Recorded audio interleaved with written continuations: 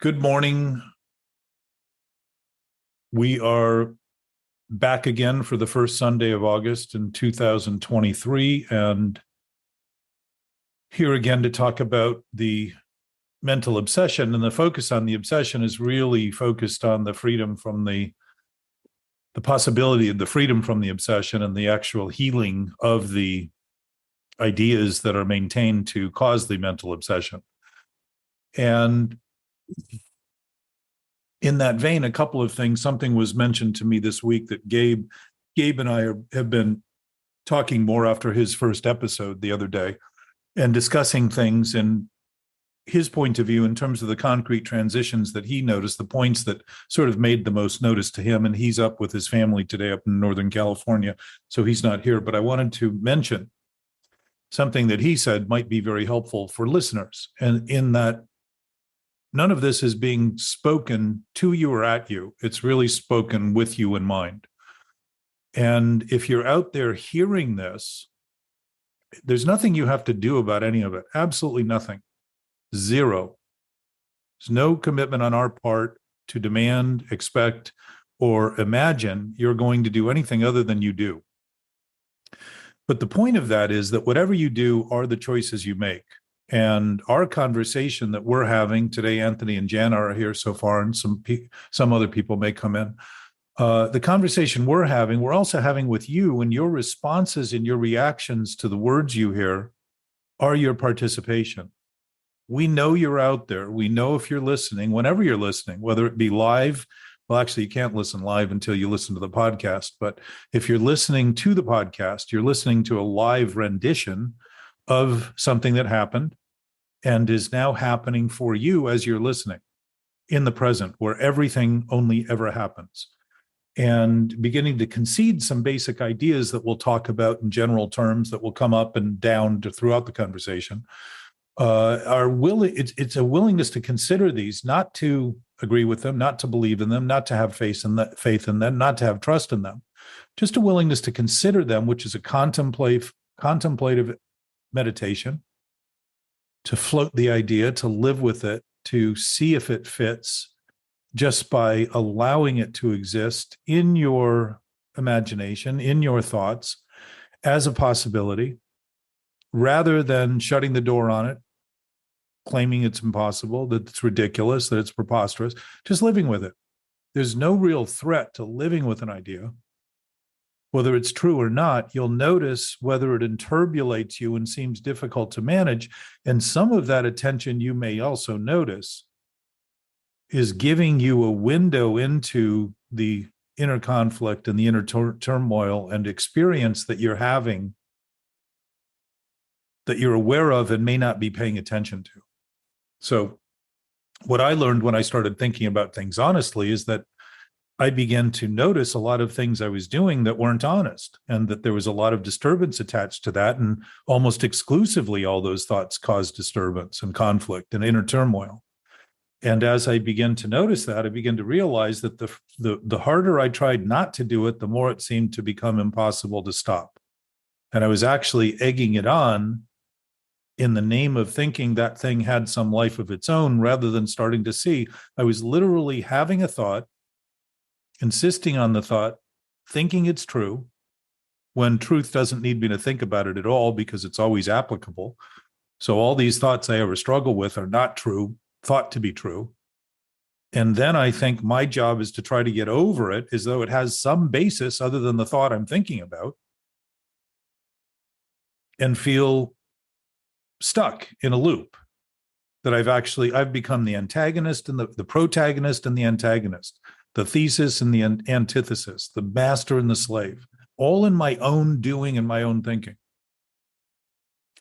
So I wanted to propose a bit of an exercise, and Anthony and Jana haven't heard this because it really hasn't occurred to me to start to lay this out in this way, but I'm going to suggest that you think about anything you think that you have no control over, and just start thinking about it. Just notice, oh, this thing continually reoccurs.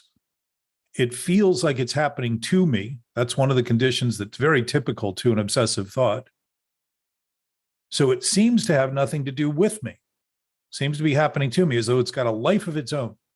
So consider it's got a life of its own. Now,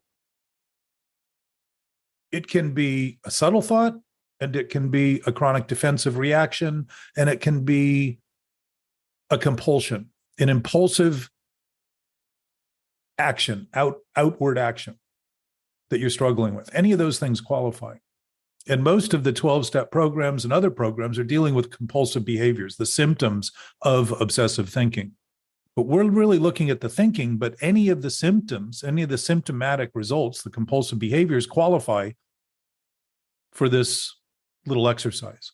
So anything that you can see that's reactive, impulsive, or compulsive. Impulsion can be just the shaking of your foot when you're sitting still, inability to sit still, constantly having to have the music on, constantly having to be busy with your phone, any of those little impulsive actions are effectively compulsions once you act on them. So if the impulse seems impossible, begin to think, this is impossible. It's never, ever going to change. This is how things are going to be. This is how I'm going to be defined in my life. This is it. Just begin to give them a sense of permanence and a sense of place and a sense of impossibility to do anything about. Begin to live with them in that way. It doesn't take long to do this if you're doing this genuinely. So you're going to think that you have absolutely no control whatsoever over this thing, and you're going to start experiencing from a point of view that it's impossible to ever do anything about. Now, doing this, my experience and many other people I work with, will generally have you begin to feel a little helpless and a little hopeless. And that feeling will grow. The disturbing nature of that unusual situation where you're really now committing to this as being impossible rather than committing to constantly thinking about trying to get over it as the only possibility. So you're really taking it on face first, head first, diving in, having it all, becomes who you are. That's it. Just a natural part of your countenance, your personality, your characteristics, something that just happens to you. It's not being done by you. It's just something you're completely out of control over. You probably feel disturbed, probably feel a sense of helplessness and hopelessness. But watch your experience, notice what happens in your experience as it changes. If you can feel worse about these things by thinking about them and focusing on them and conceding that they're never going to go away, that they're just an intrinsic part of your life and that is it. If you can start noticing that, you're going to start noticing that these conditions are flexible. They're not intractable. They're not permanent. They're not constant. They're not chronic. They are flexible. And they are always changing, always. Thoughts are always changing. So if we can, from a simple action, make them worse and experience feeling worse for that moment, we commit to them and consider that this is an absolute impossibility. This is a nightmare that we cannot wake up from. Just start to consider that and notice the feelings that come with that. Notice the capacity we have to create effects from the simple thought about something being absolutely impossible to overcome. It's like thinking about being chased by a bear and imagining that you can never stop running. Exaggerate it to the point that you really begin to look at it as something that's just an impossible situation that you know you can't survive.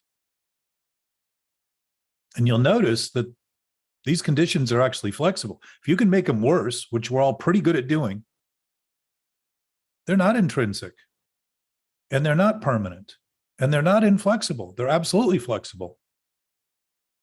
If you can make them worse, you can make them better. But if you're making them better and thinking of them as something that's real, you're actually reinforcing the idea that your thought that isn't true is true. How about if I compare myself to other things or people? I do that a lot. How would that work? I'm going to continue with this, Anthony, and then we can get to those questions. Okay. I was just wondering if it's on the same vein. so to speak. Absolutely. Absolutely. I mean, one of the points of this, I'm not reading this. I've written it out, but I'm not reading it. I'm just going over it, is that any compulsive behavior or attachment to having or needing more or less of something or someone else would qualify. So those things you're asking about would be exactly, these are attachments. Buddha talked about attachments as being the cause of suffering. My suspicion is he was talking not about just being attached to something, because if we're intimately connected to everything in the universe, that isn't what he's talking about. He's talking about these attachments that we think we can't let go of. He's talking about desires that we think we have to have. Think about that. We have to have something. We have to have something. It turns having something into a demand, into an ultimatum, into a must, a should, a have to. Have to is a word that defines possession. It doesn't define an imperative. It doesn't define a demand, but we've turned it into that to justify this concoction of thought. But continuing in the exercise, because Anthony, you're making a point about the possibility of looking at something that seems intractable, and you've talked about it enough to actually use this exercise. If we can make them worse, we can make them better. But if we're getting better at the thinking we're doing that's worse, we're constantly and chronically going to be trying to feel better about something we know isn't better. We can't be trying to feel better all the time if we aren't aware that there isn't something worse. It wouldn't happen. We would just feel better. It wouldn't be an argument. It wouldn't be a struggle. It wouldn't be striving. We wouldn't have to run more, do more, have more, get more, feel better, look better. None of that stuff would occur to us. So in this case, getting better maintains the problem, because we're feeling better about it. We're really treating the effect as though the effect is the cause. And what's the effect? The disturbing, helpless, hopeless feeling we're having. So if we're living with dread and we're living with depression and we're living with this idea that there's no other way and I'm stuck and it's impossible, those are all effects of a thought that is stuck because we're managing it and maintaining it incessantly and chronically. That's all that's stuck, is the thinking we're doing about it. And it's impossible because it has no basis other than our thinking. There is no connection to reality, or we would be applying it. We would be satisfied by the application of it. We would be confirmed in our effort. And yet these thoughts that have no place just go around and around and around and around and around in our head endlessly. It's like a cannibal eating itself. We are devouring ourselves internally, literally, through the chemicals we release that begin to stress our muscles and begin to actually corrode the ability of the muscles to breathe and begin to cause disease. We're literally cannibalizing our entire body. So in the process of looking at this, and this is something you can do at any time with any thought, subtle or strong, but you'll start noticing that if something that feels intractable can get worse by focusing on it and thinking about it as something absolutely impossible to stop, we're actually beginning to witness that we're creating this dilemma by maintaining the idea that these things are real, that they actually have existence, when in fact what they are is thoughts in our brain, illusions, imagined, they're images that we're creating, perceptions as conclusions, as though they're true and real. They are not true and real, they're simply thoughts, and a thought has content. We choose what the thoughts think about. And if what we think they think about is real and true, we have now taken on reality and truth in its entirety, as though we could possibly win that war and win that fight, and wonder why we feel disheartened and discontent and irritable and restless and constantly trying to stay in motion like a shark, just never resting, constantly needing to be going, doing something. Wherever we are, it seems to be as though it is happening to us and coming with us rather than being caused by us wherever we are. So if we can make something worse and we can make that thing better, we are also in this same exercise admitting that we are making the thing that we are doing and causing the perceived problem that we are trying to resolve.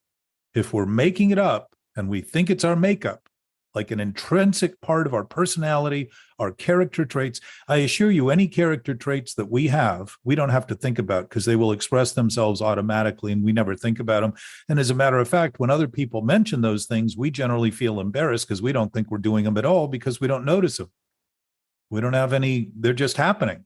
They're just natural things we do. It could be the way we walk. It could be the way we sit. It could be the way we stand. But all of those things, while they may be intrinsic in some way, can also be affected by how we think about them and or how we don't think about them, in the freedom we have to begin to see that if we're thinking about thinking all the time and thinking that's thinking about thinking is going to satisfy the thinking we're thinking about that's sick, we're really negotiating with insanity, which is insane.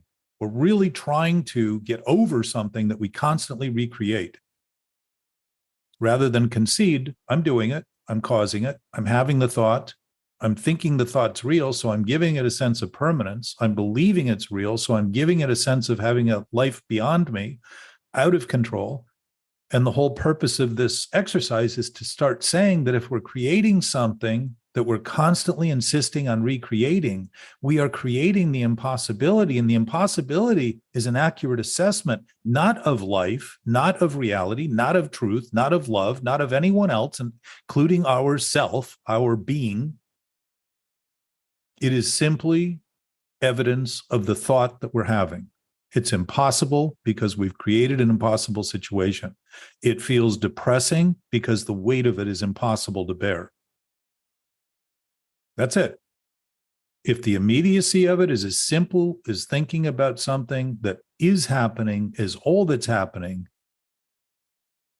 and what we are thinking about obsessively are thoughts that have no basis in reality, we're claiming that these things are real and true when in fact they're simply thoughts, illusions, imagined, that we've run a narrative about, a story about that we tell to excuse ourselves from having anything to do with them.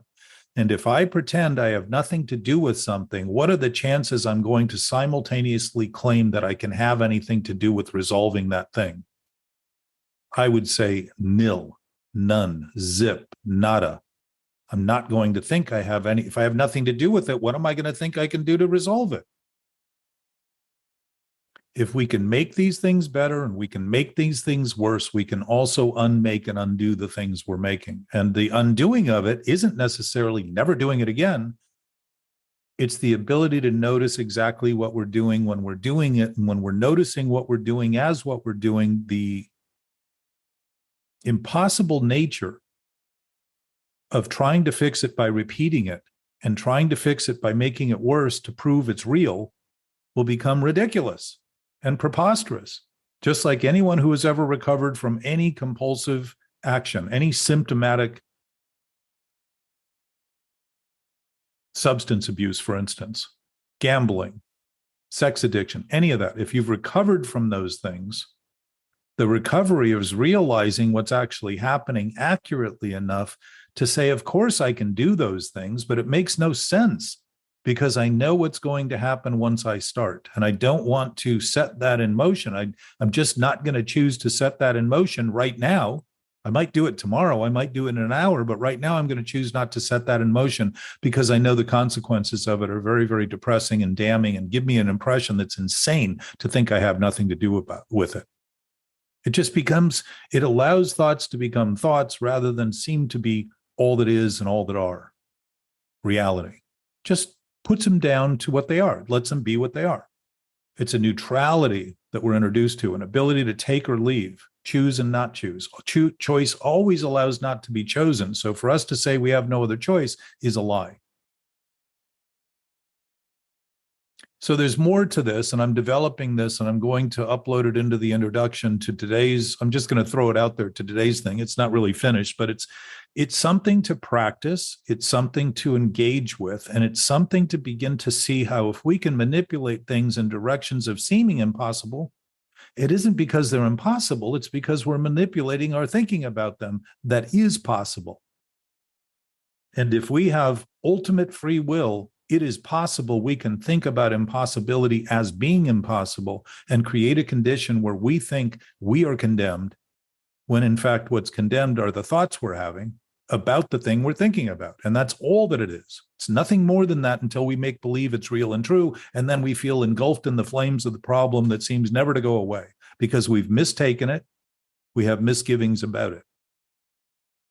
So to your point, Anthony, yes, that thing you talk about so willingly and so often about having more, getting more, this, that, or the other thing, whether it's the girl or the car or the whatever, it will never be enough to satisfy this problem because this problem is a mental problem. And if it is not solved in a mental capacity, how are you going to solve it? How are you going to take care of something that's wrong with your arm if you never go bring your arm to the doctor?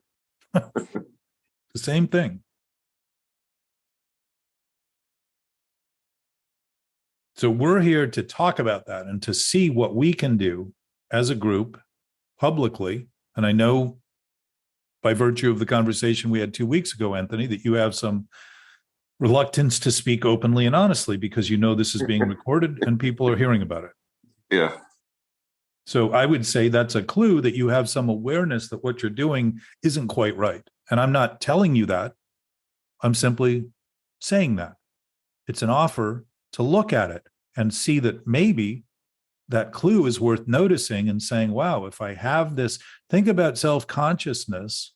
The definition of self-consciousness would seem to be an elevated state of a self being conscious, right? And yet the definition of it is undue regard for appearance.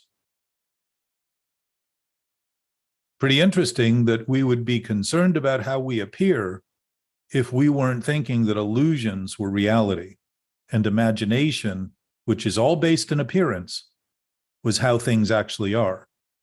So when things seem to be one way and appear to be one way, that doesn't mean that's the way they are. That means that's the way we're thinking about them. Doesn't make them that way. It makes how we think about them that way. And to I used what you were talking about the other day about that's just a thought. That's a thought that actually works pretty well for me.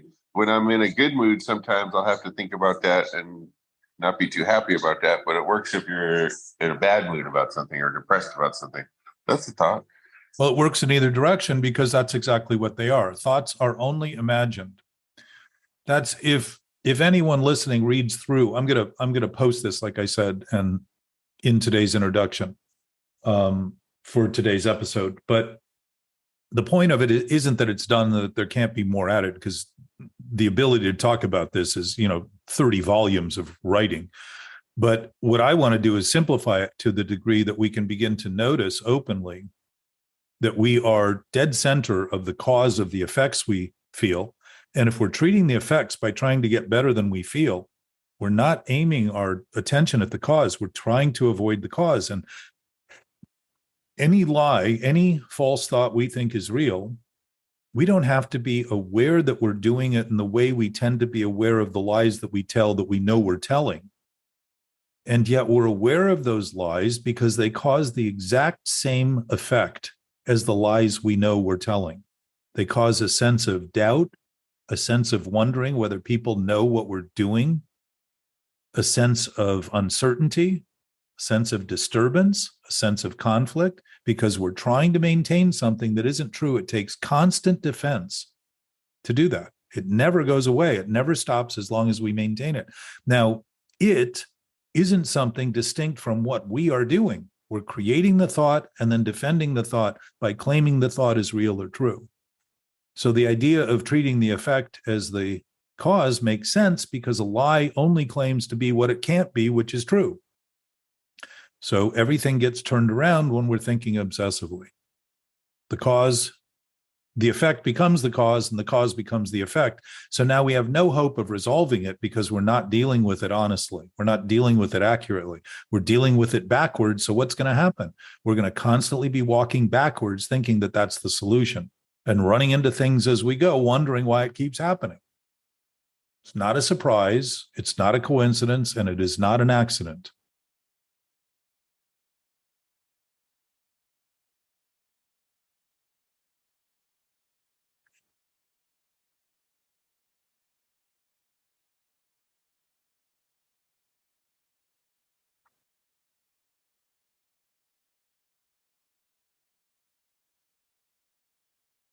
So, Anthony,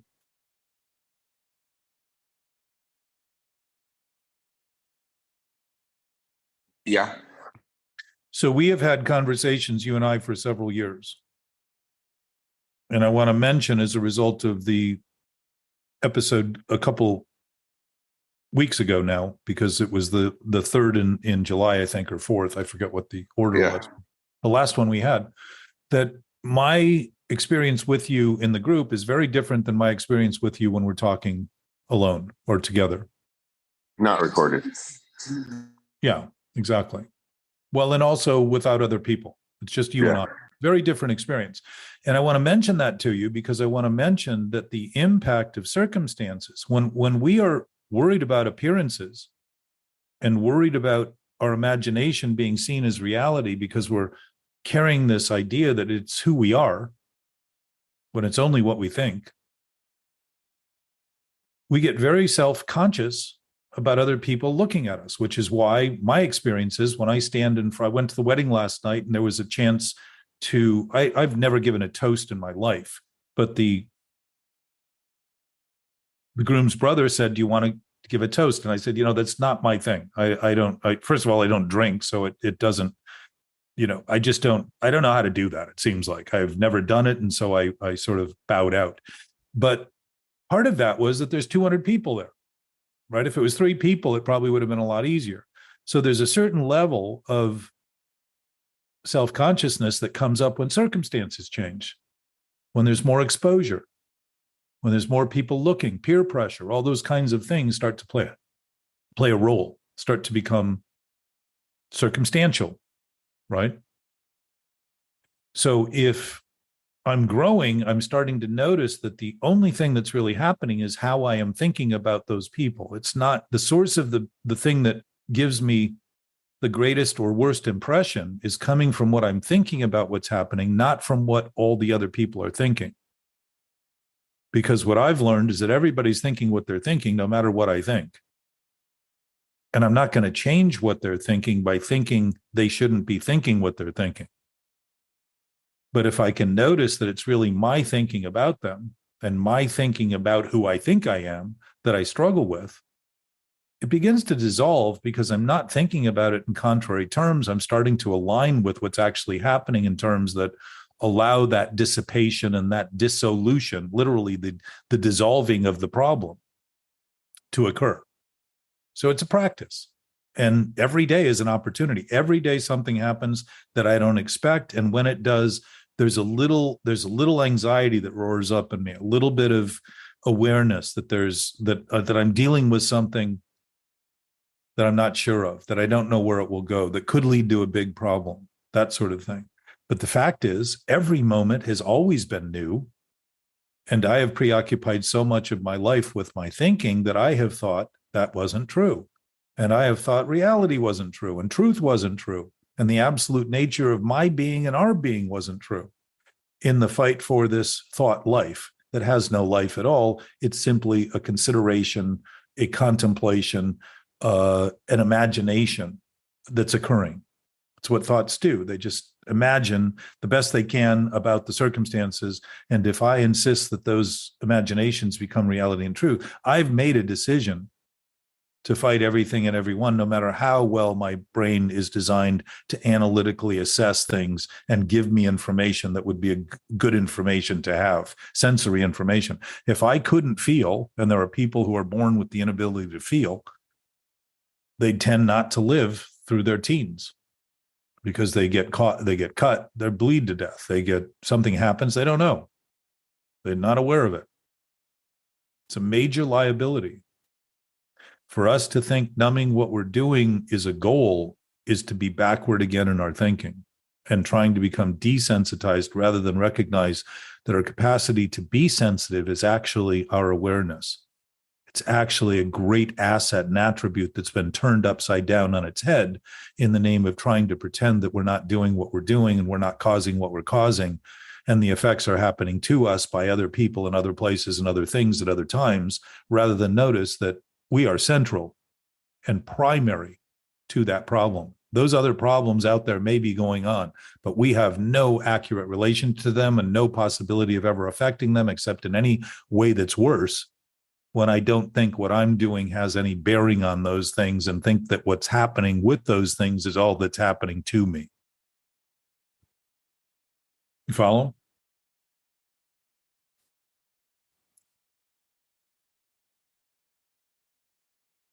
You there, Anthony? Jana? I'm here. Yeah. I'm following. I just had my mute on, sorry. It's giving me anxiety to try and make it worse. Come a little closer to your microphone, Jana. It's giving me anxiety to think about trying to make something worse. Good. Like, exactly. But I'm think like, about that. I don't want to do that. But exactly. It seems preposterous and stupid to do that, right? Yeah. And yet most of us have been doing that our whole life and thinking it's sane. Think about this. If we can, that's exactly what the little exercise is about, Jana. It's just saying, if I can do this deliberately and cause those effects, I am admitting that those effects, when I feel them, are deliberately being caused. And when I think I'm not causing them, I'm thinking that they're happening to me and not being caused by me. So I think I have nothing to do with them, and as a result can do nothing about them. And I'm creating the impossibility. To begin to do this deliberately and openly, you begin to see it. And I guarantee you that experience, Jana, will allow you, when you're doing this seemingly subconsciously, to say, oh, I'm actually creating this anxiety right now. Right. It's actually what I'm thinking that's creating this. It isn't something out there that I don't have any good clarity of what's going out there if I don't have any clarity of what I'm doing in here, in my own thinking and the impact of my own experience. But all of a sudden, the stuff out there starts to become crystal clear. Once I start seeing what I'm doing accurately, it becomes a little more obvious that we're all doing this in ways that seem distinct and seem separate and seem individual and seem to be assigned to the name and the body that we walk around with, but it's identical in its essence. We're all doing it in the exact same way with different phases, places, and circumstances attached to it. Yeah, but aren't we beyond this? Haven't we already done this? Haven't we worked on this for 3 years to recognize that we have compulsive thinking problems? And now we know that it's our reactions to other people's actions that is an illusion, that it's all in our head? Well, if we were at that being point, the world would be talking about this in a global fashion, and they are not. So I would say that to some degree, we have limited the scope of our awareness to be considering that if we've done it and started to have a little bit of perception that's clear, that it's the end of it. And my sense is that since possibility is always possible, we are always in the face of the chance of doing this. And I would suggest that I'm doing it all the time, to the degree that I have any doubt, to the degree that I have any uncertainty, to the degree that I live in a world where I think there are limits to what I can do and what the world will do and what its people will do, are all evidence of my own limited ideas about what's happening, all of them. Because what happened for me is, once it became, to your point, once I became aware of this, it automatically started to give me the clear awareness that I've had a lot of ideas about everybody else and everything else that weren't true. And any sense of being small in relation to those things goes away when I start realizing I'm absolutely interacting with all of those things all the time. And so anything I'm doing that's deficient is impacting in a deficient way all of those other things. So I would say in that regard, we might have something to do on a daily basis. Maybe.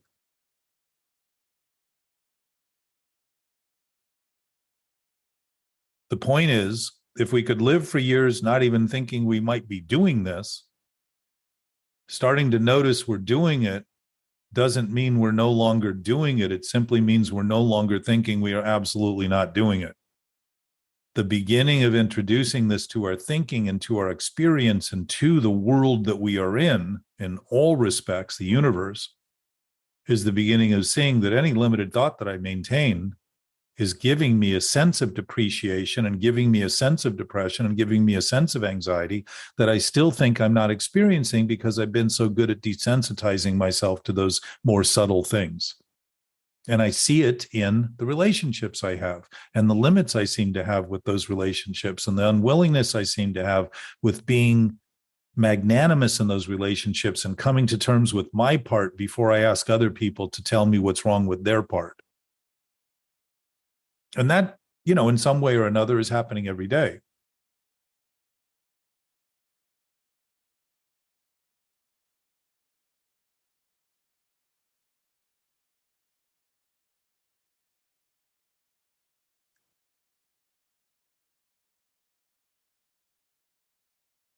If the absolute is absolute, it has not changed, while our changing indicates that we're not thinking in absolute terms. When our thinking becomes absolute in any way, it stops thinking about itself and starts actually aligning with a knowledge that we can express without thinking at all. And the things we will express will catch us off guard, just like these circumstances seem to catch us off guard, because we will not have predicted the outcome, because we will not have thought it possible to even say and think the things that we are, or say, or do the things we're doing. We just won't be, it will be beyond our imagination and seem unimaginable, but will we be witnessing it? And it's sort of one of those moments where you can be witnessing something and notice it's actually believable because you're seeing it, regardless of how beyond the scope of our. Typically, I feel overwhelmed by circumstances that are happening in relation to what I was hoping wouldn't happen and didn't want to happen, and all those other thoughts I have about how things should be.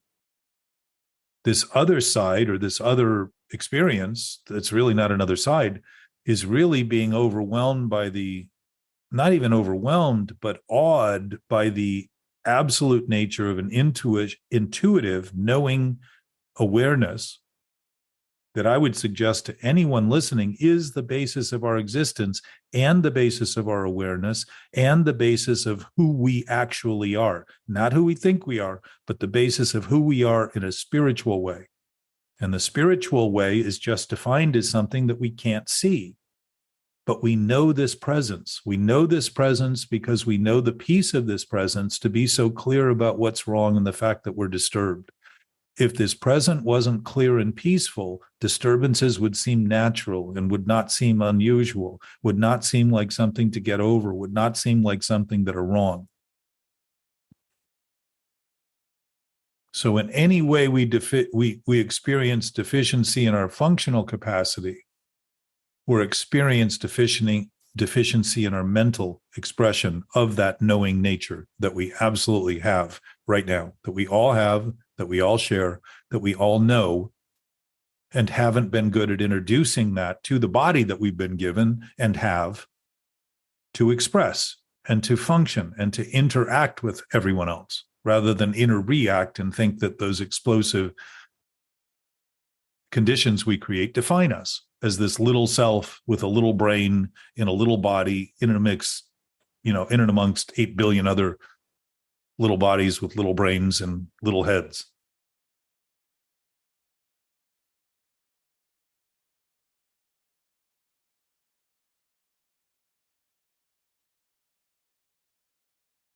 So I'm so aware of any disturbances now. I can feel it physically in my body. Yes. And like most recently, I've been trying to catch up on I call it my yard work, but as you know, it's 3.5 acres. And I kept thinking, like, if I could just get like the main deck done, which is mowing it, and then go around the edges, I could get it done. But it's really more than I can do. It just is. There's just tons of invasive weeds and stuff. And now I'm like catching up with the edges, and it literally needs to be mowed again. So I called this guy that's looking for a place, and I'm going to meet. He's going to come over on Monday, and we're going to do an interview. And that's my compulsive obsessive thing, is now I'm like projecting all kinds of things. And I'm so uncomfortable about it, even though I need the help. But I'm conjuring up things like, just because of we do it because of our past experiences. And I had a guy here before for a year, and there just aren't boundaries. And so I'm thinking in my head, I want to say to this guy, you know, this is a multi-million-dollar estate property. We're not roommates. You don't get to have people over. I'm just conjuring up all this stuff when it doesn't have to be so hostile or a battle. And I should just write everything down before he gets here. And if he doesn't agree with it, then that's fine. It doesn't have to be like so heavy as I'm making it, but just the thought of having somebody inside my gate. And the tiny house is pretty close to my house geographically on the 3.5 acres. And that is concerning to me because the other guy used to always hang out on his deck, and I could feel him up there. I could just feel him.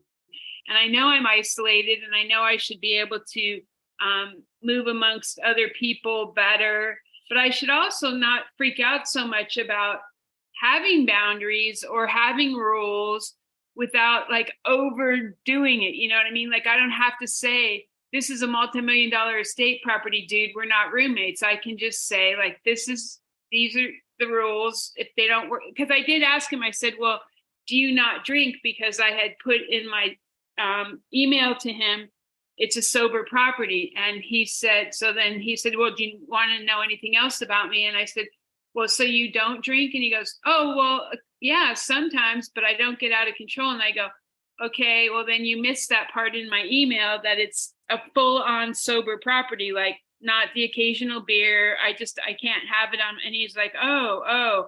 So I don't know if that's going to be a problem. I said, you know, I'm half Indian, half Irish and Swedish. I go, genetically I'm fucked. I should never have had a drink. And I didn't need to tell him that. I just needed to tell him that it just is what it is. But I'm so like anxious about it, but I need the help so bad. I feel like I'm being punished somehow. Like, I don't know. It's heavy. To continue that process is punishing because it's abusive. And let's think about it, Jana. You and I are going to talk right now, okay? Okay. All right. And some of this can be challenging, but I'm going to use your yard. Your yard now has become your brain. Okay. Okay. And your brain has weeds in it. Yes. You notice how as much as you do on your yard, it keeps growing because you're in Hawaii and it rains and nature just keeps going, right? So when you say it doesn't have to be hostile, if it's hostile, it's hostile. And you know why it's hostile? Because you're creating hostile conditions. It's not to say you shouldn't be doing that. It's to simply agree that if you're doing it and be willing to start noticing it's what you're doing, you're not going to be fighting it anymore. You're simply going to be saying, does this make any sense to do this? And the fact is, you can make as much sense out of it as you want. But if you're not interested in living with it, it probably doesn't make sense to continue. So the question is, what would I do with the time if I wasn't causing the battles that I end up fretting over and the conflicts I end up having with people that can't then work and perform on my behalf? What would be happening in my life if those weren't happening? And I would suggest that creative nature, well, first of all, what's natural about nature is that it grows. If we don't get in its way, it grows. So if you're trying to tame it, you're taking on an impossible situation if you think it's ever going to stop. It's like cutting the lawn. It looks good for a day, and by the second day, it doesn't look quite as good. And by a week, it looks worse. And by 3 weeks, it needs to be mowed again. Think about thoughts. If we maintain a thought that's a weed, that really has no place in the garden, that really is just a thought imagining things to be true that isn't true, we need to maintain that thing constantly to maintain the idea that it's true. And so what happens? My focus is distracted by 1,000 little things that I'm maintaining that I don't even think I'm maintaining anymore because I've become so numb to what I'm doing and wonder why it feels hostile and like I'm under attack because I'm doing something I'm trying to make believe I'm not even doing. So the idea of not doing it is impossible to even consider because it just keeps happening. So it's not past experience. It's the experience you're having with what's happening now. And you're talking about it clearly. You're saying you're feeling the anxiety. You know what that anxiety represents? stress that you're creating in your own thinking. It's just thinking the thoughts you have. The ultimate issue isn't the wrong thoughts. Isn't all the little tiny thoughts that we have about all the little people that we think about and all the little places that we think about and all the little things that we think about. It's about the idea that when we have those thoughts, they're true. And when we make those judgments, we are now condemned to that because those people are condemning us to this judgment. It's our own judgment that we think once it's true, we think it's real, which causes condemnation. It isn't the judgment. It isn't the worry. It isn't the obsessive thinking. It's the idea that it's true. It's the idea that these thoughts, obsessive thinking never occurs when we don't think thoughts are true because they just keep marching and going and dissipating and disappearing and they just keep going. They are going and gone as quickly as they come. They're just a flow. They just thinking thinks. That's what it's designed to do. It's happening 24 hours a day in our body. Thinking is not the problem. It's when we think it's real that's the problem. Expectations aren't the problem. It's when we think they're real that we should only get what we think should happen, only, ever, and wonder why we're in conflict and feel condemned and feel horrified and feel hostile, like we're in a battle, as though the battle's with the person we're thinking about rather than the ideas we're maintaining. So in the looking at this from that point of view where you said, well, man, if I start focusing on it, I feel worse. Very good. You're immediately recognizing how flexible these things are for you to feel worse about them by focusing on them and starting to say, if we are free to think whatever we want, we are free to choose whatever we want, which means that everything we are choosing freely. And if we're choosing freely to do things we want to do and then feeling condemned, the things we're choosing are condemned, period. The things we're choosing are causing the anxiety, period. Because we think they're true, we think they're real, we think they're going to fix things forever. And what they do is fix our gaze on something that isn't true and gives us the depressing expression that delusion is reality. We become insane thinking we're getting better. It's crazy, literally. If you can see the flexibility, you can start to see, if you can get better, and because you can see that you're making it worse, that's all still within the range of thinking about the thing as real until you begin to look at it and say, wow, if I can get better or worse, this thing isn't permanent at all. It's not intractable. It's not impossible. What's impossible is my continued idea about it as being real and true, rather than saying, as Anthony just said, it's just a thought, period. It is just a thought. What's a thought? Imagine. An illusion. There's nothing wrong with imagination and illusion. And I would say it's one of our greatest gifts as humans. Animals don't sit around and contemplate what they can become. Humans do. If we've used this asset as a liability, we're using our greatest asset to kill ourselves in the name of thoughts that simply aren't true. Suicide's at an all-time high. This would be an expression of that line of thinking. And I'm suggesting this has been going on through modern human history at least. By making believe that what we think is true, we make believe all we are is what we think, and we end up in fights with people over what they think, not because of what they think, but because what we think is the only thing that anyone else should ever think. It's all about thinking. Wars are fought over thoughts. Ideologies, what are they? Ideas that are not ideal. They're fought for, like righteousness is never right. It's always about wrong posing as right. If it's possible we've been doing this at all, it's still possible we're doing it right now and imagining we're not. So if we start looking at the effects, rather than constantly wondering why we're doing it and why, we're asking questions that never seem to get answered. Start to notice that I'm doing it, that it's happening, that I'm feeling this, that it's occurring.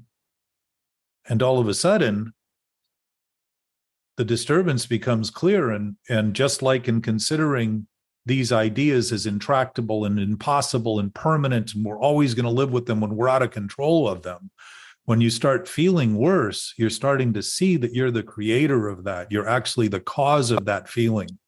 And also that feeling is flexible. It's not permanent. It's not impossible. If it's flexible, it means it's transitory, movable. To start seeing that is to start witnessing the impact we're having, and also notice that we can pick or choose that anytime. And when we're experiencing it, it's what we've chosen. That sick idea that we can turn something into reality that isn't true, that sick idea that what's false can be true, rather than see this experience we're having as a teacher, just like a teacher who sends your test back and had, you remember how they used to use the red markers? Yes. So you get that thing back and there's 3 things wrong out of 10 math problems. That's something to learn, to get better at. I mean, I didn't, but generally speaking, it would be a clue that might be good evidence that a little more work is due in that department, that a little more awareness is due. And our awareness is absolute and pure. It's whole, it's complete. It's complete enough for us to make believe that we're perfectly capable of understanding what's wrong with the world and its people, while we're still suffering with our own sense of doubt and uncertainty. It's a pretty big leap we're willing to take. We know all about God. We know all about, oh, God doesn't listen to me. He's not answering my prayers, not doing what I want. We think of him as a he. We think of him as a human. We don't think of God as an essence, as a consciousness, as something that's inviolable and immutable and infinite. We've humanized God and dispirited our own experience.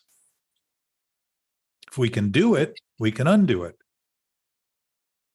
And it's as quickly as noticing that delusion has never been real and is never true. It's simply a concoction of thought imagining that it's reality. And what happens? Just like if we focus more attention on something that's disturbing, we feel disturbed. If we closed our eyes and really began to imagine we were being chased by a bear and really imagine this is true, we would start sweating and start experiencing. The body doesn't discriminate according to the information we give it. It will respond immediately and accurately because it is not a judge. The thinking we do is the judge of how we feel and all the information we're getting from our senses. The senses are raw data. If it's sensing that we're having a hallucination and the hallucination feels real, our body's going to give us the effect just like it does in a horror film or during a nightmare. It isn't because it's actually happening. It's because we're creating an image we're considering to be real.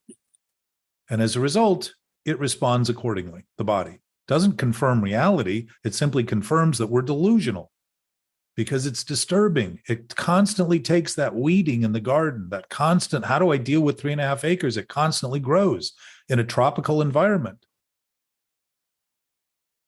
And if you didn't do anything, within 10 years, your house would be covered.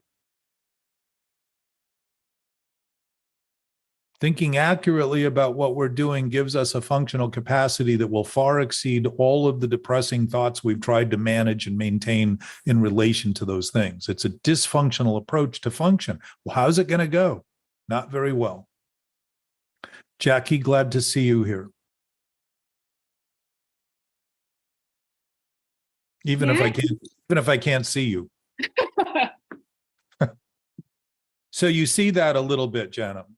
You're driving. Yeah. It's good to be here. Thank you. Hi. Hi, everybody. It's been a while. Anthony?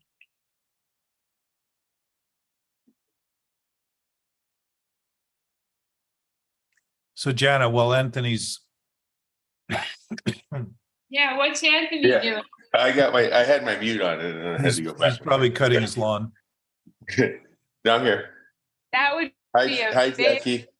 irritation.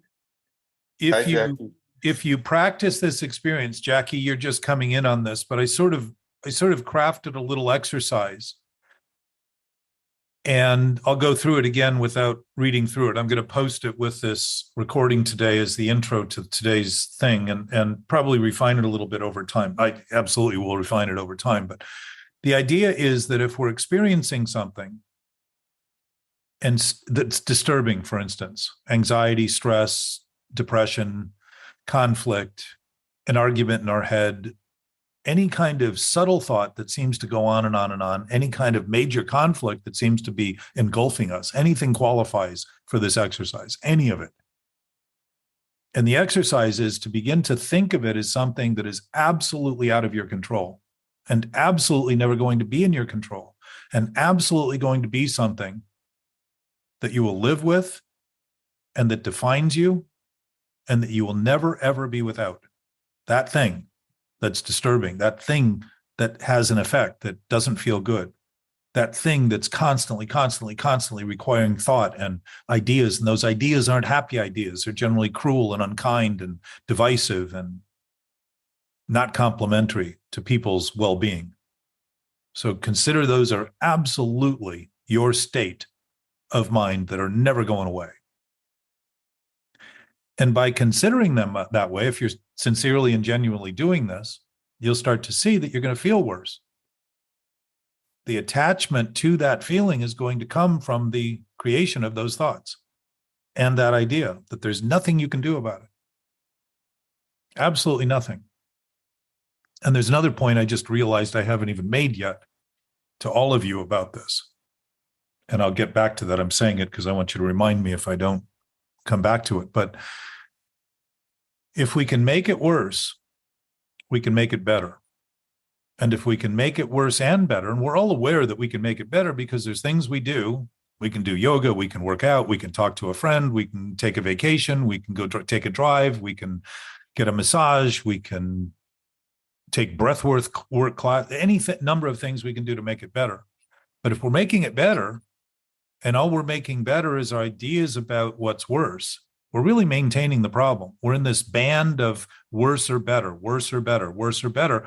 And my sense is nobody's ever come to me and said, I need to feel worse and I need to think more negative thoughts. People come and say, I want to feel better and I don't want to think as many negative thoughts. Why would that be if what we were doing was actually resolving what's worse?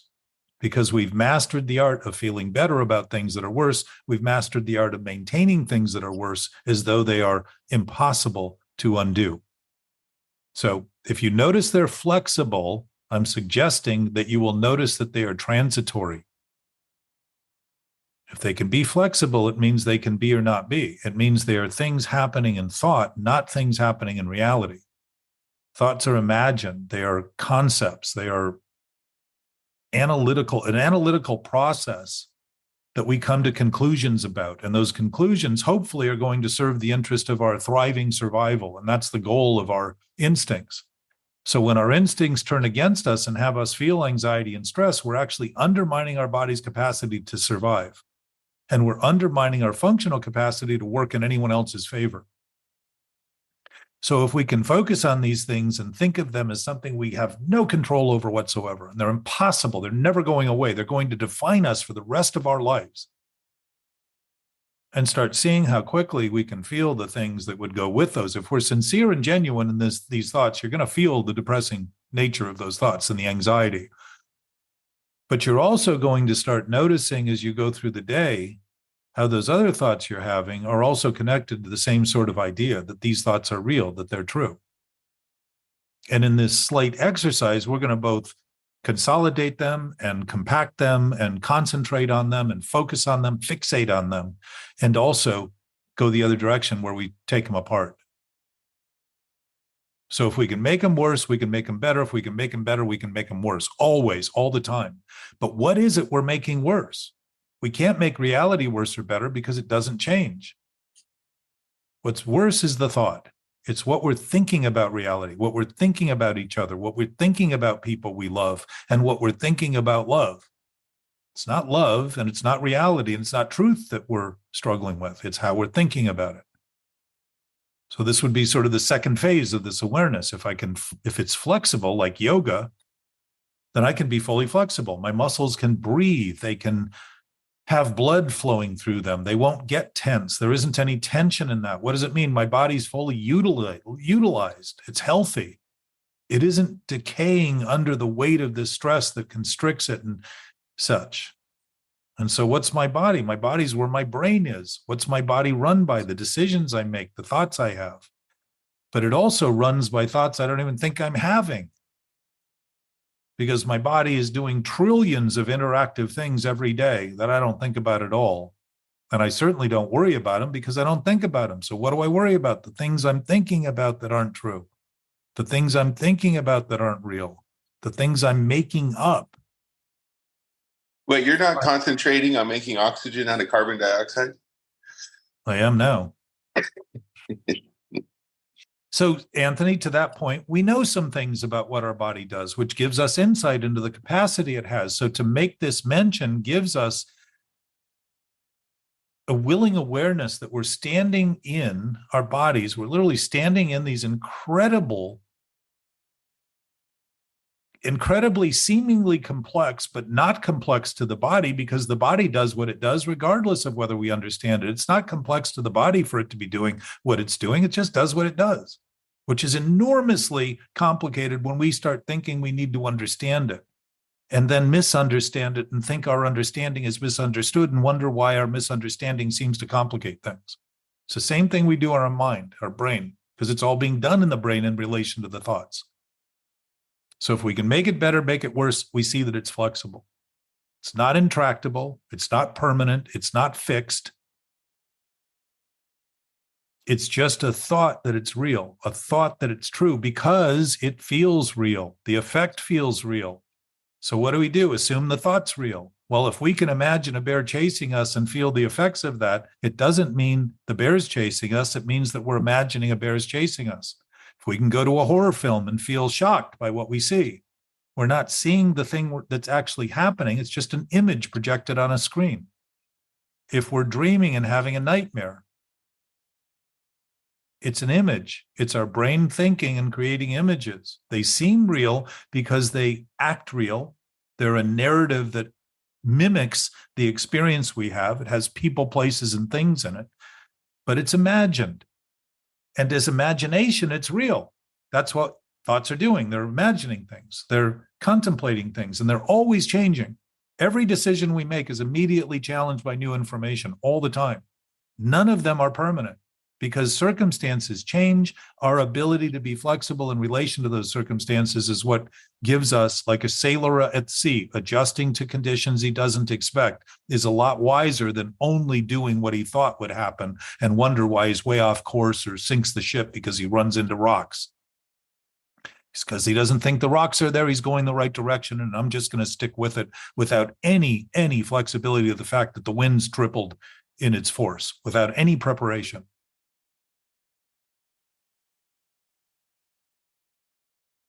If we can do this in our own imagination and think it's real, it's just an effect we're feeling, not reality or truth. It's the effect of the thinking. So again, if we can make it up, we can also unmake it. How do we unmake it? Start letting it be whatever it is. If we're having a thought that seems to be subconscious and happening to us, we can begin to think in terms that there's a lot we're thinking about that we don't think we're thinking about. We can admit that by simply saying our brain is actually running the entire body, even though the organs and all that also have a sense of what to do. They have their own intelligence, their own knowingness, but the brain is effectively running the body. Even when people are in comas, the brain continues to function on behalf of the body very often. It may need some support, oxygen, whatever, but for the most part, the brain's still functioning at a level that just isn't this other conscious level that we think is the only consciousness we have, which it isn't. It's just a ready awareness of the words we use and the dialogue we have about what's happening that we consider consciousness. If our subconsciousness is something we talk about, then we are aware of it. And if we're aware of it and think that it should be the same as the consciousness, we're going to claim we have nothing to do with it because we're not thinking of it accurately. The point is, what's subconscious we're seeing is something that we don't see. We don't think is there. So let's deal with something that you're pretty much an expert on, as food. Like I noticed when I went off my diet, I was doing so well, and then I just had a pizza. I couldn't stop eating pizza. I was like, I knew one more piece was not the answer, but I had another piece because it tasted great. And then I'm like, God, I hate myself. So the hate isn't for the pizza. It's for the self you think you are that you take so seriously as to think that you can negotiate terms with and you will then fulfill those terms. Yeah. And it's really good to talk about it because otherwise it's just like eating, no pun intended, it's eating on me. Well, it's a very good metaphor, Anthony. We're eaten alive by the eating we do. And my experience is, and it's probably not accurate in all cases, but obesity, which is very popular today, is largely starvation, because the calories are empty, like an empty thought with no substance. And what do we think about an empty thought with no substance? The more we think about it, the better it's going to get. But what are we thinking about it with? Empty thoughts, to think that it's there, to think that it's real. If we're eating calories that have no basis and have no processed food, for instance, is a great example. Most of it doesn't even qualify under the word food within the Food and Drug Administration. Doesn't qualify because it isn't close enough to what it originally was. It's been completely processed.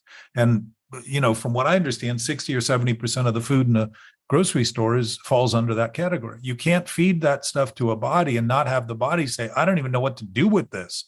So thank you for feeding me, but what I need is something nourishing. So what do? Feed it more of the same thing. It's the same thing with the thinking. If I don't notice what I'm doing, and by the way, we all notice it, we all know it, we just don't acknowledge it accurately. We think of it as something we're not doing so that we can continue to disclaim we have anything to do with it. Those are all choices we make. It isn't reality. It's actually in violation of reality because it isn't true. And then we start thinking we have our own truth and our own reality to justify it, which can't be possible because we couldn't possibly have a reality that isn't everybody else's reality and actually have it reality. It's impossible. It's like that beach ball again. Less than one, the first day, beach ball. Yeah. So the exercise, back to Jackie, the exercise is if we can think about it in ways that make it worse or think about it in ways that make it better, we're admitting that it's not intractable, that this impossibility isn't even true. It can't be true if it's moving, if it's fluid. Can't be true. Because it comes and goes. It comes and goes. It comes and goes. Where does it come? Where we are. Where does it go? Nowhere. There isn't anything. There's no place for it to go. It's just not here. So if we're making it up by believing in it and having it seem heavier or seem lighter, it's made up. And to think of it as real is why we call it our makeup, just something we do, something that's intrinsic to us, something that's our personality, something that's our characteristic, that we own. There's no other way. No, it's a byproduct of the thinking we're doing.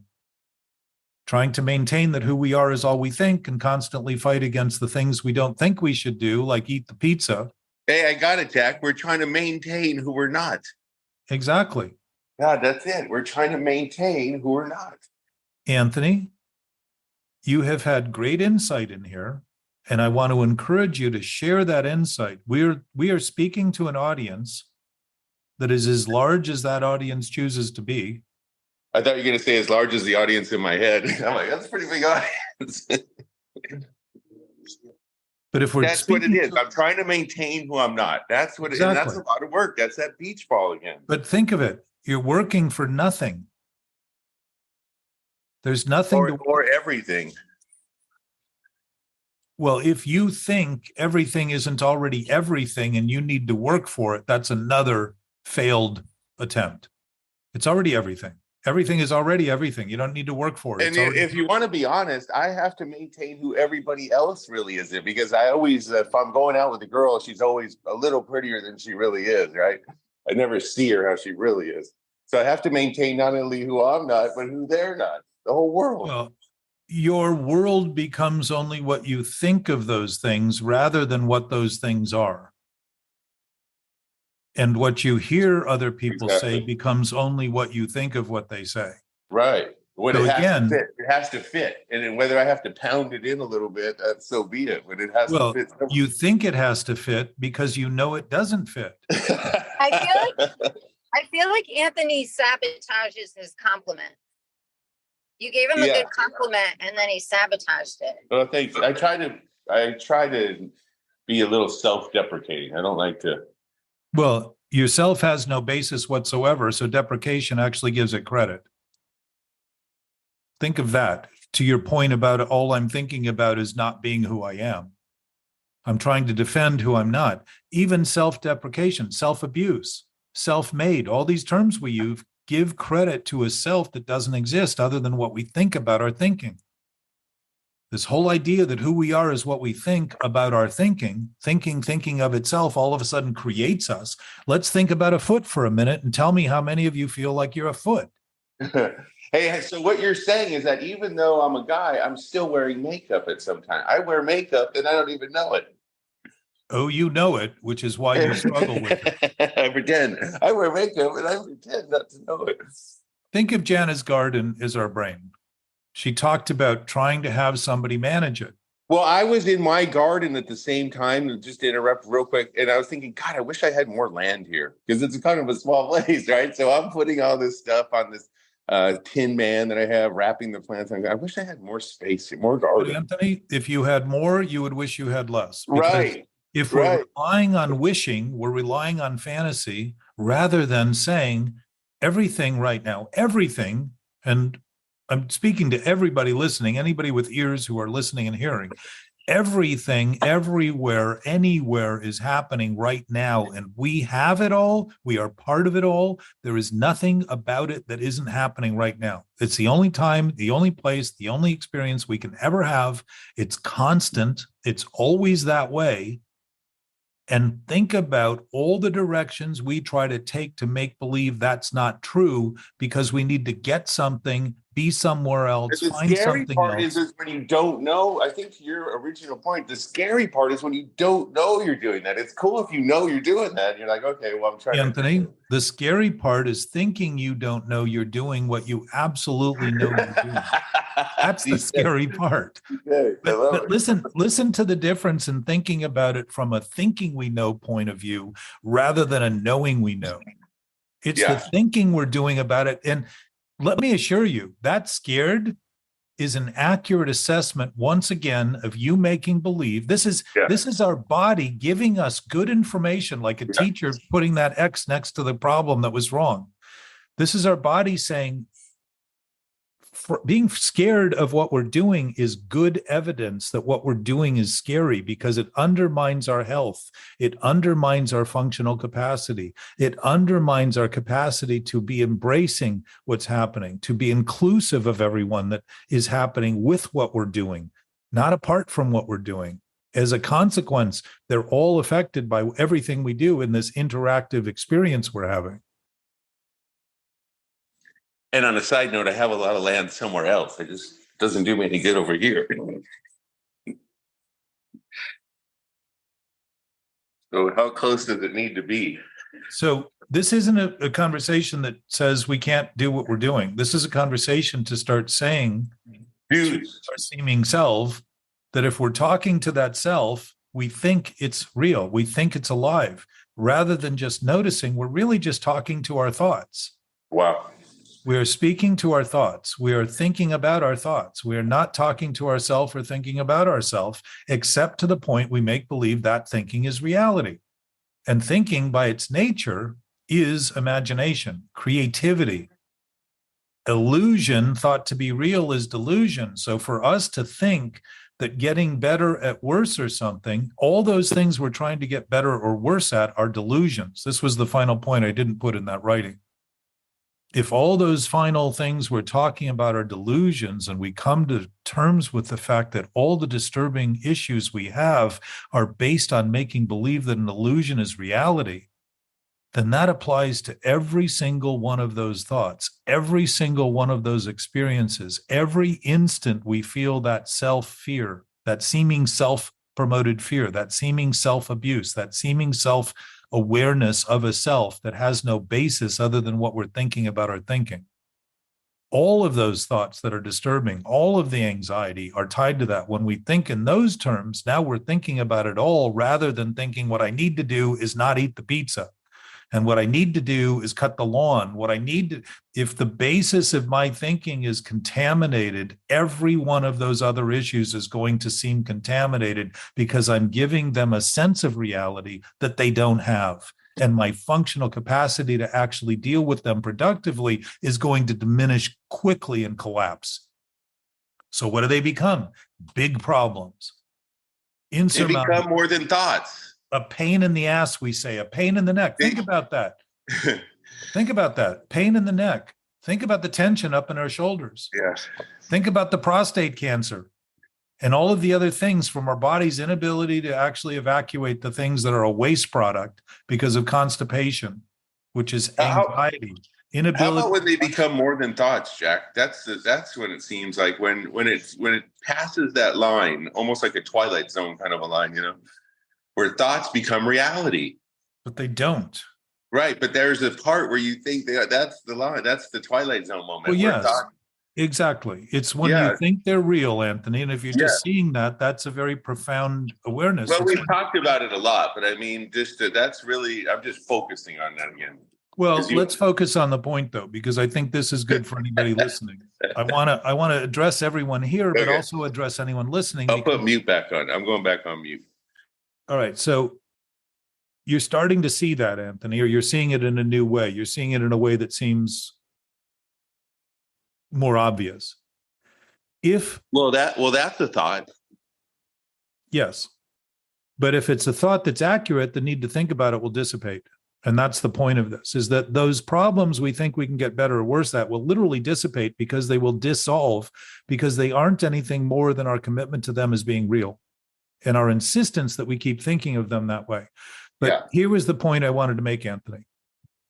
Nothing any of us say here can do anything to help anyone who is uninterested in the help. Nothing. Absolutely nothing. We can't tell anyone anywhere what to think. We can tell them. We're certainly capable of telling them. Wait, did you just say everybody? You used to get on me for saying that. Everybody, but everybody. Well, because when you're complaining about everybody and avoiding the complaint you have with your own experience, I would say that's sort of a loss. Or it's okay for you to say everybody. Well, no, but I'm actually talking about everybody right now. If the basis of our existence is the basis of existence as humans, and we're not talking about the basis of existence. And that's a principle. I'm always looking for principles. I hate to keep interrupting, but that's a principle. You don't hate to keep interrupting. You love it. No, I hate it. I just wish I didn't have to do it. No. Well, think of that, Anthony. You don't have to do it. I do. Let's talk right now about just allowing. It's like people who say, don't mean to interrupt you. I said, then why are you interrupting? If that was true, I was interrupting and annoying. We would have less people on this. Zoom. Don't underestimate the less people who come because of your interruption. Don't come because there's several people, Anthony, who don't come because they're tired of that. They don't want to be in a conversation where they don't want to even participate. Yeah. So, but you're making a point that's worthy of being made. And to Jackie's point, consider the value, consider the credit, consider that it's due in terms of your observation. But if this applies to any of us, it applies to all of us, because if we are intimately connected, everything we do affects everyone. And I mean everybody, and I mean everything too. Everybody and everything. We're in a debate right now in the world as to the impact we've had on the conditions we're facing. And the conditions are getting perilous and seemingly insurmountable. And I would say it's directly related to our inability to be responsible for the things we've done collectively. Now, we're the latest generation. We didn't do all the things the previous generation did. But if we inherited them in the same way and are doing the same thing about them, we're contributing to the same problem that was caused 100 years ago, 10 years ago, 5 years ago, yesterday, by continuing to maintain the idea that we have nothing to do with it because we have nothing to do with the things we don't think we're doing. How could we have anything to do with everything? So I'm transitioning to mention that everybody listening, everybody everywhere, only has, if we are all free to think what we want, nothing we say or do here can convey to anyone who isn't interested in listening. And I mean listening in the way that they're hearing what we're saying, not listening in the way that they think what we're saying is all that we're saying. Now, there's a difference.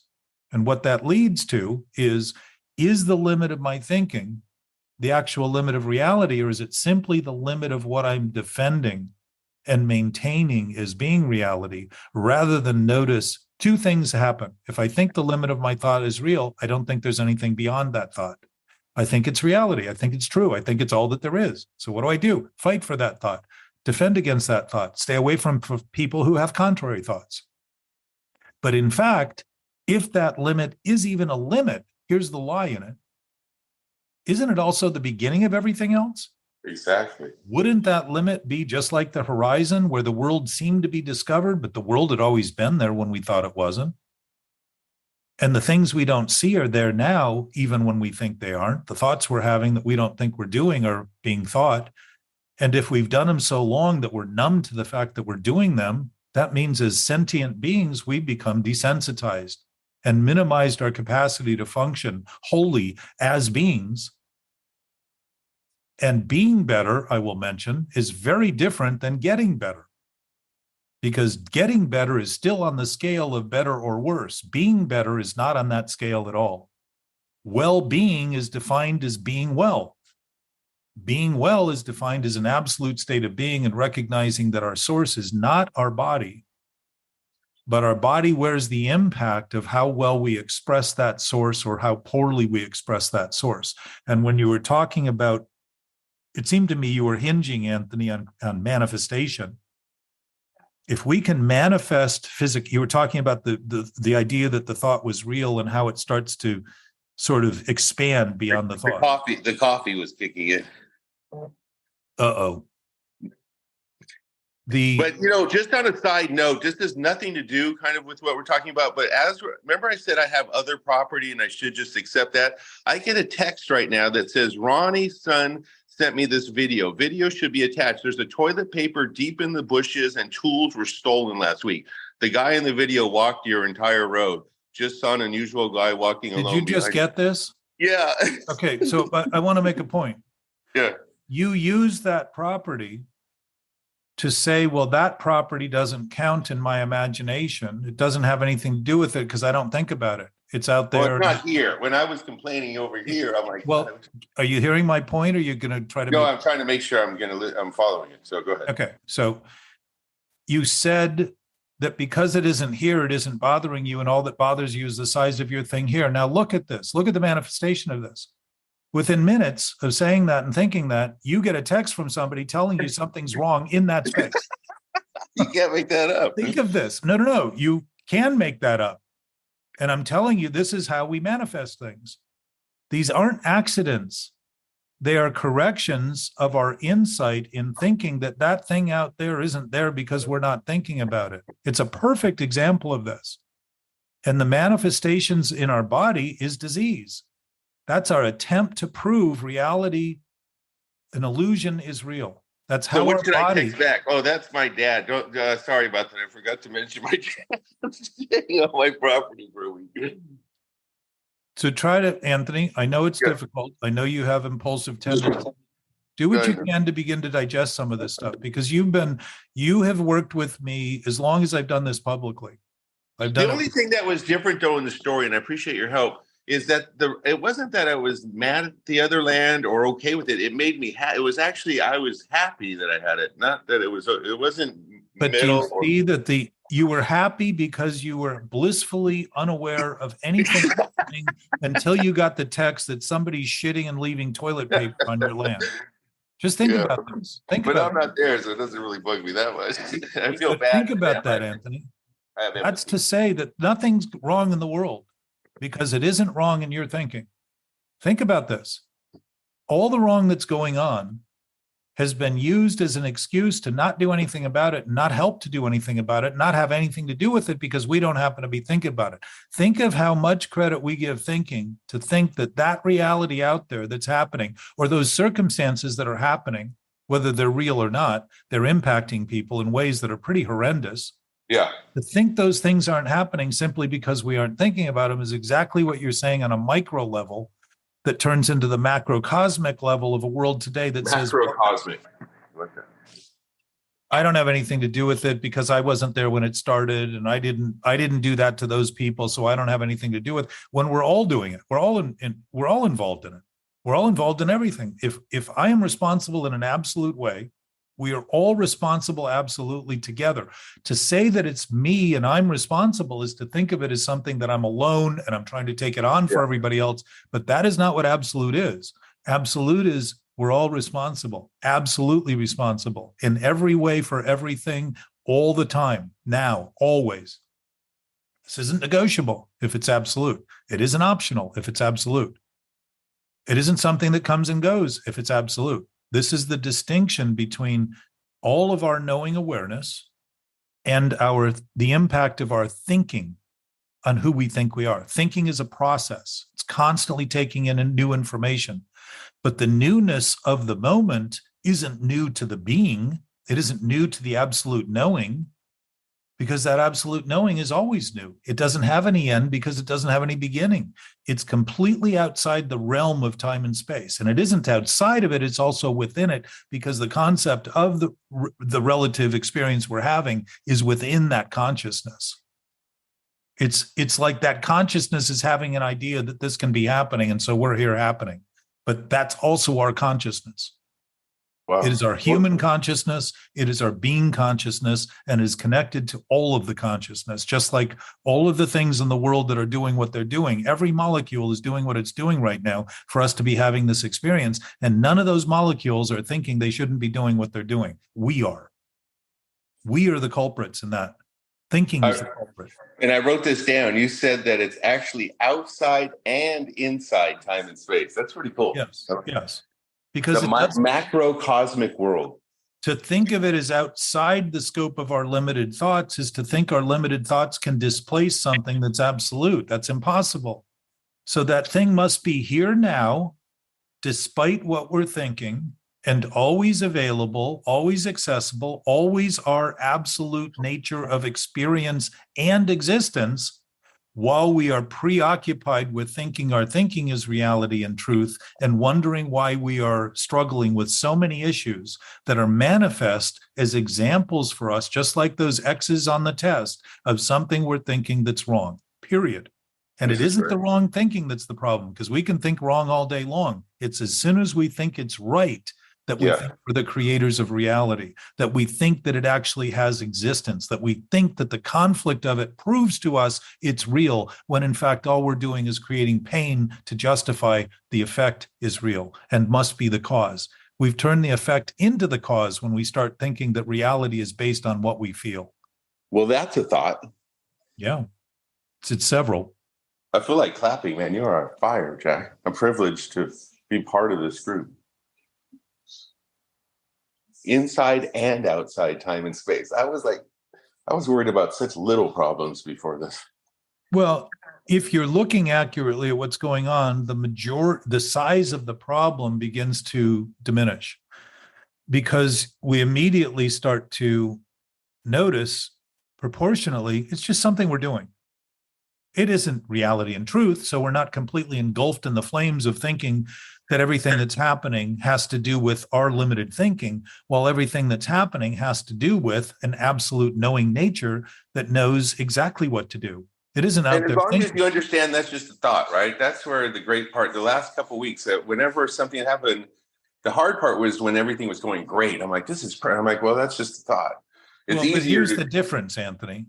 If we're thinking aligned with reality, we don't have to think about reality anymore, because we'll start expressing it in thoughts that we don't feel connected to, in terms of thinking we can't be disconnected from, because they will be so natural. This is what intuition is. Intuition is defined as knowledge without having any reason whatsoever.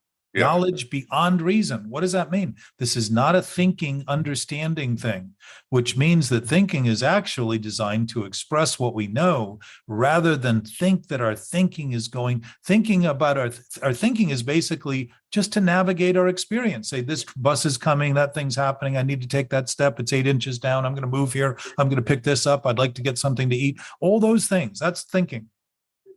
The knowingness in those thoughts is beginning to notice that we don't have any need whatsoever when it comes to being. We don't have any choice when it comes to being. And yet we aren't condemned by being at all, because it's the nature of everything, not the nature of some things in favor of other things, or against one thing against another thing. That's all done. And so it's a privilege to call you man and wife. Like, that would have been the best toast you could have ever given, Jack. That was beautiful. And now I salute the husband and wife. I have my lack, I have my scarcity. I do things that are not as well as I probably could, but doing them as I do them gives me the freedom to talk about them as they've been done, gives me the freedom to have them as they are, gives me the freedom to contemplate things well beyond the limits of those actions. So the freedom here is not having an obsessive thought. It's having what we're having while we're having it. It's that it's happening, not what is happening. Rather than why is it happening, it's that it's happening. That I'm doing this, that I am participating in this, that my anxiety is telling me I am thinking something that is prone to anxiety because it's stress. It's under stress because it has no basis, and I'm trying to give it basis.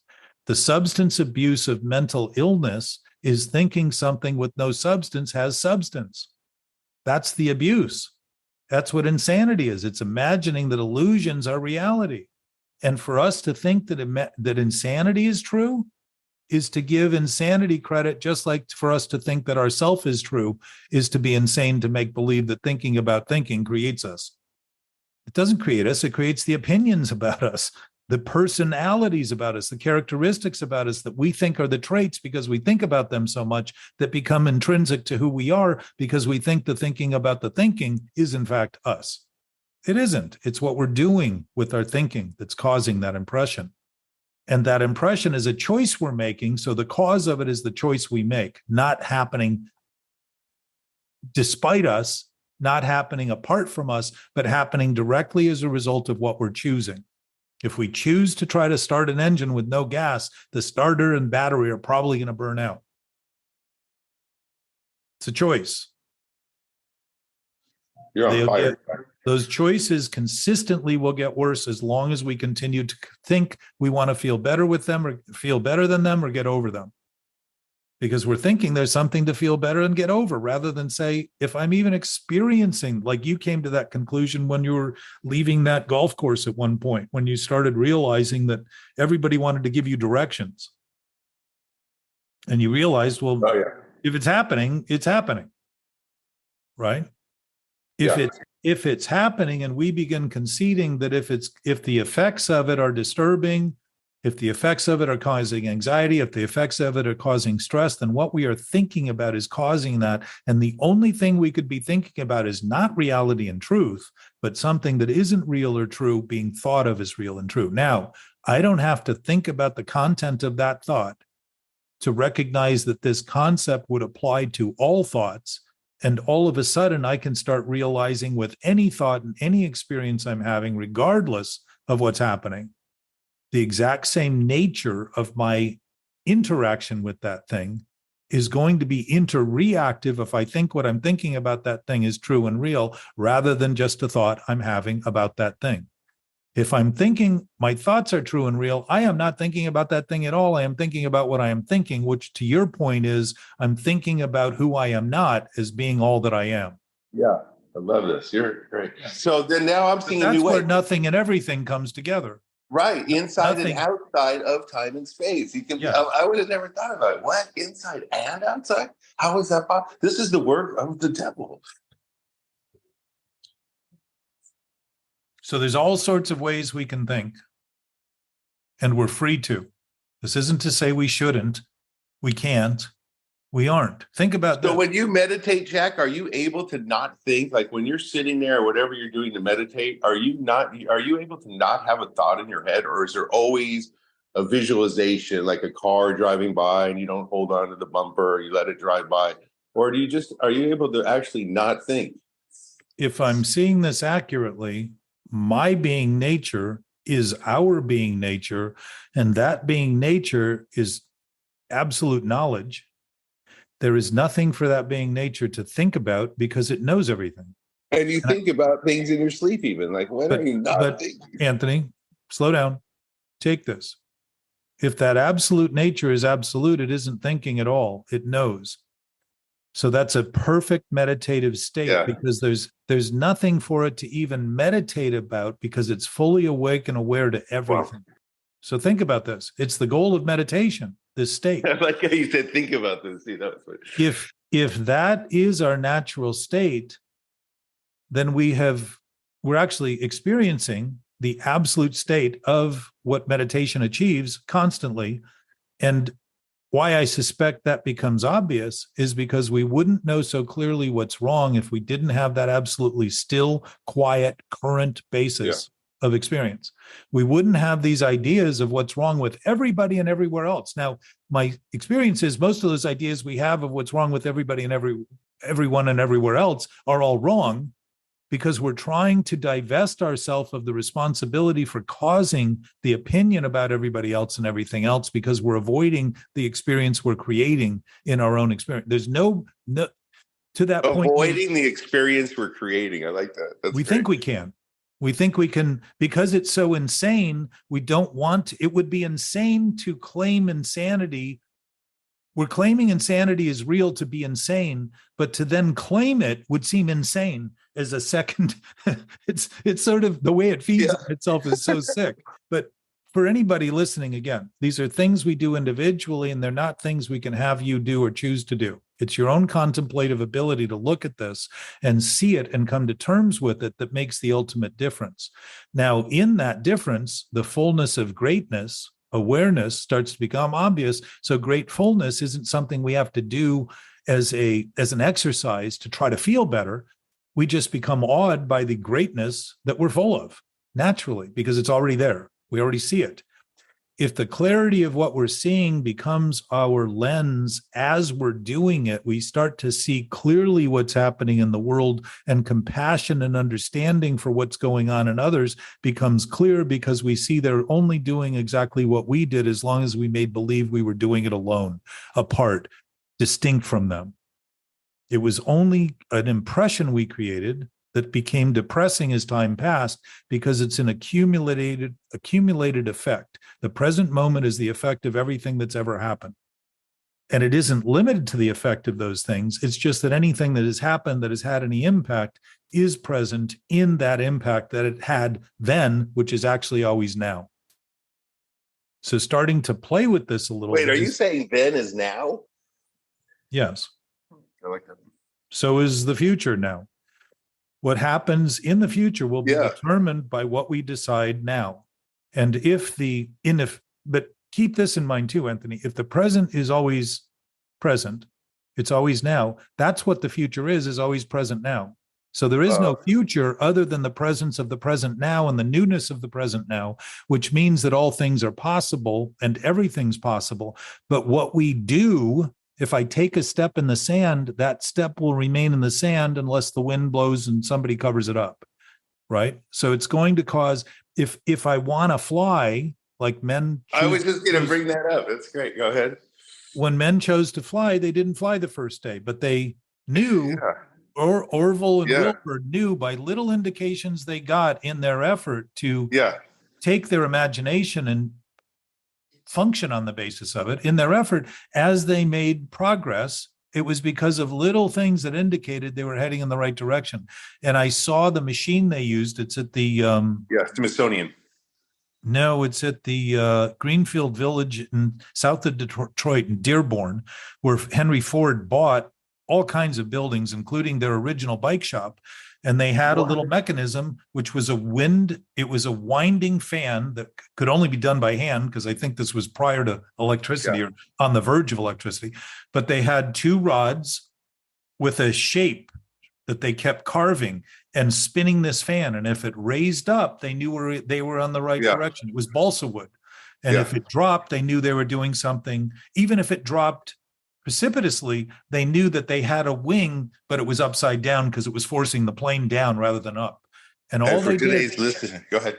The process of elimination they used is basically the exact same shape today that's used in wings, exactly the same. Computers haven't made it better. They've maybe modified it and changed it for different purposes, but it's this exact same shape because it naturally works. It aligns with nature, so it functions in the way that nature functions. Nature doesn't choose to change because we change.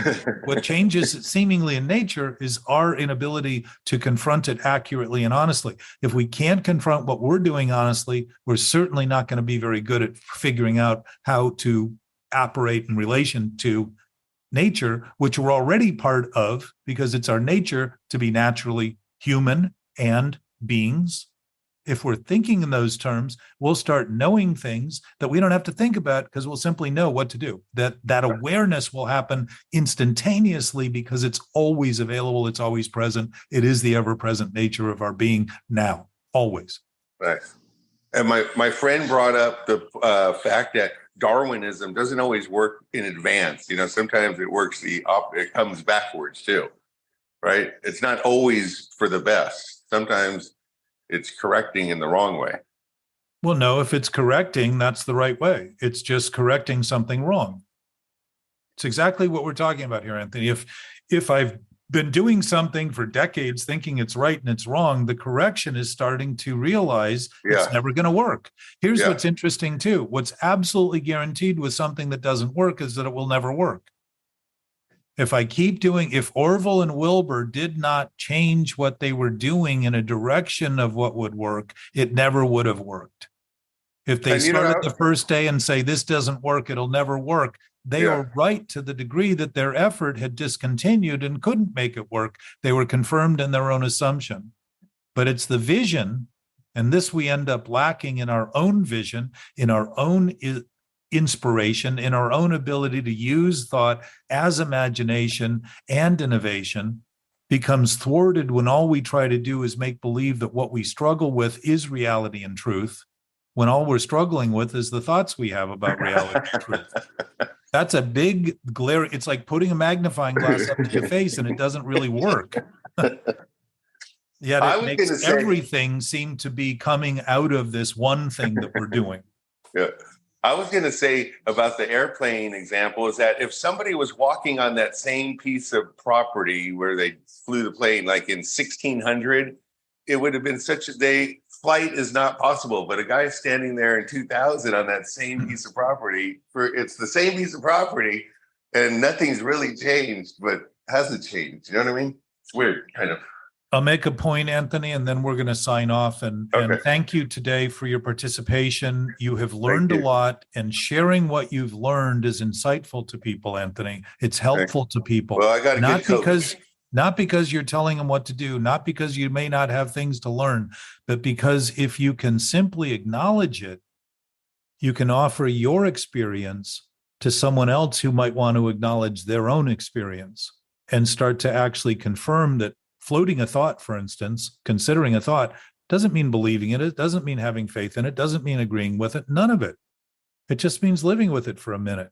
And if you thought of it in one way and it begins to become something else, you can see how quickly we judge what we're hearing as being what's being said, rather than seeing that underneath what's being said is a principle, is an aim toward that. It doesn't always have to be said in the same way for everybody to hear it in the same way. But if we're willing to live with it, we'll start seeing the principled nature of it because we already know it. And that alignment starts to fit because it's always fit. And what we've been doing is misfitting it, thinking we had to squeeze it into the thought we were having. Yeah. And to Jackie's, for Jackie to show that I can still be trained. Thanks for the compliment, Jack.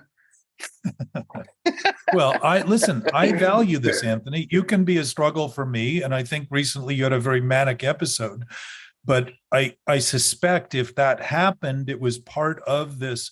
Looking at what we're doing is disturbing. Starting to be honest about things is starting to look at it like you're actually facing a bear.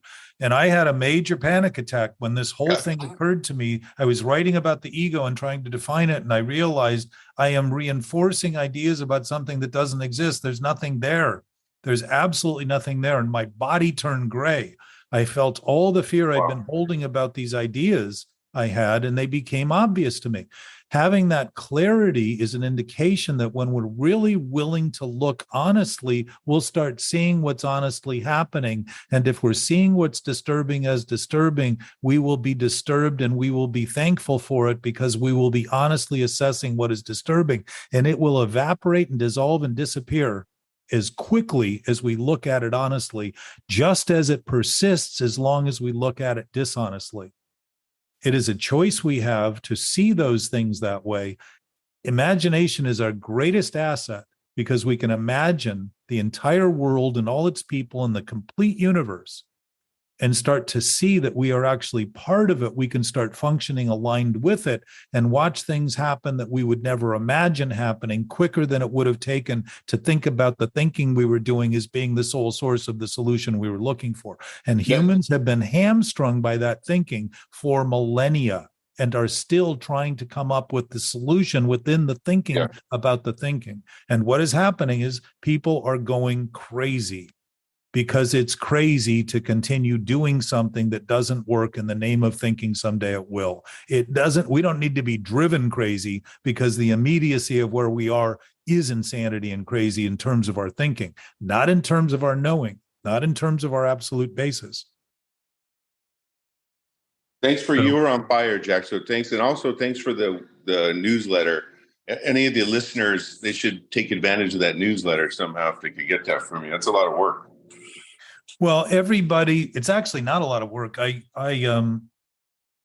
love doing what I can to put it in verbal words and getting better at talking about it. And I also love to write about it because it gives me a sense of participating in a way that can be helpful to others, but it's also very clarifying in my own experience to start noticing the dust on the screen or any of the glaring defects that I'm still maintaining. So, would you, if AI could improve your letters and make more people relate to it and understand it, would you be willing to try AI? I know you don't like to use stuff like that, but if it worked better.